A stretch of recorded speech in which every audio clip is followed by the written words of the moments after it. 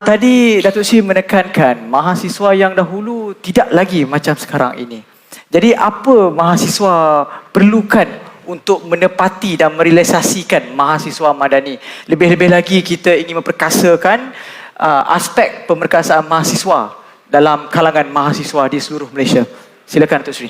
Banyak orang tanya saya, dia kata, Anwar masa you dulu demonstrasi, bantah ke rektor atau naib chancellor, bantah menteri.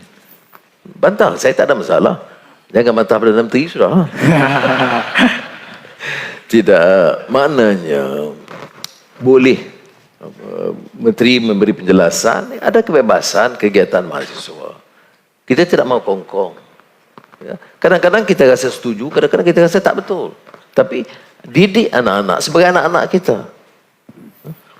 Kalau kita rasa dia agak keterlaluan, kita tegur dia. Ya.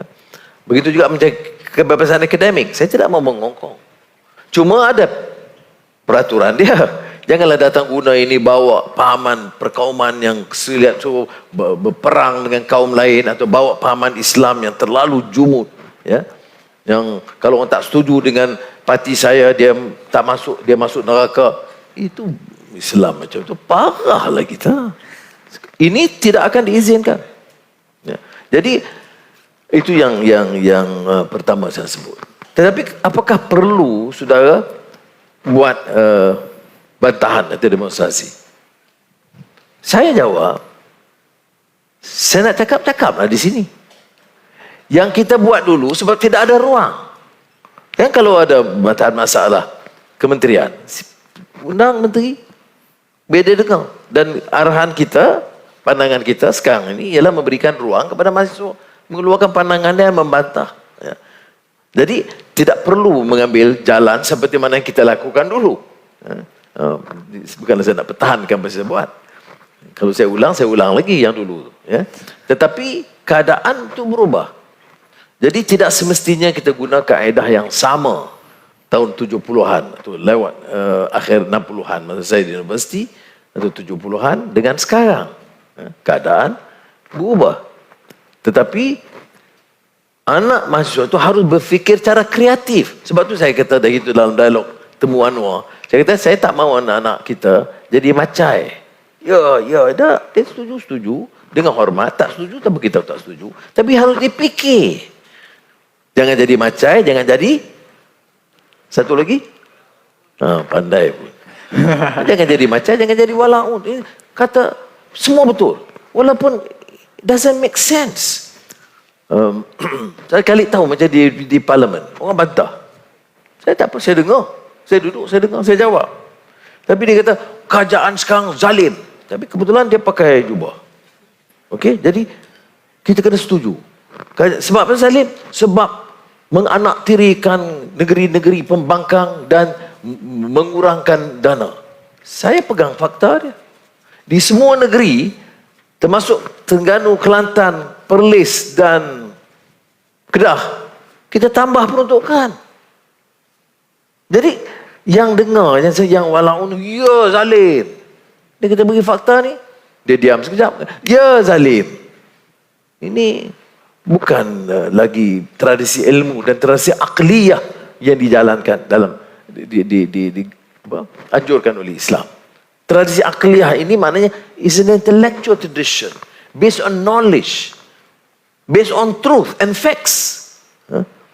Potong projek, tak betul. Malah sejak kerajaan perpaduan ambil alih, peruntukan dah lebih tinggi daripada kerajaan 3 tahun yang lalu, di mana bersatu dan PAS bersama. Jadi kita tambah. Yang kedua tentang tempatan banjir. Kerana kita jimatkan belanja, sebab itu saya kata governance itu penting.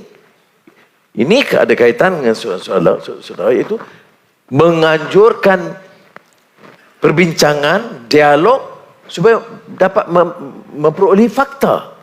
Sebab itu saya keras soal tender ini. Saya keras betul. Memang saya kena gasak, saya tak peduli. Lawan tetap. Baik. Sebab saya bagi contoh macam tempatan banjir. Berapa peruntukan? 15 bilion ringgit. Tetapi bagi kontrak atau bagi perolehan tanpa tender, gundik. Tapi bila kita buat tender, kita boleh jimatkan bilion. Dan daripada jimat tu bukan saya ambil, guna tambah projek Tempatan banjir Sungai Golok di Kelantan. Kelantan tu bukan UMNO pun tidak, keadilan pun tidak. Pas, saya tak peduli. Saya kira masalah banjir di Kelantan. Maka kita tambah lagi projek di Kelantan. Bagaimana boleh kata kita zalim? Jadi itulah sebab saya katakan peranan mahasiswa ini menyaring kenyataan tanpa kecuali. Dengar, yes, tengok fakta. Kalau betul, sudah surahkan. Saya tak ada masalah. Nak bantah apa-apa, tak ada masalah. Macam sekarang memang belum pernah dalam sejarah ini begitu keras kita dalam soal rasuah ini, kerana saya nak selamatkan Melayu ini, mesti kita pastikan orang Melayu bila memimpin dia lurus, dia benci rasuah, dan ditetapkan satu kaedah di mana peraturan dan tata kelola itu baik. Ini yang membangkitkan dulu Kesultanan Melayu yang besar dalam sejarah. Tidak boleh negara itu bertamadun tinggi dan boleh bersaing kalau kita izinkan salah laku rasuah dan penyelewengan ini. Ini tanggungjawab saudara sebagai conscience of the majority. Apa dia conscience? Saudara ni macam seolah anak muda dengan idealism yang tinggi nak betulkan jangan ada penyelewengan. Kalau ada penyelewengan dan rasuah, lawan. Saya tak ada masalah. Kalau ada masalah, menteri yang akan uruskan.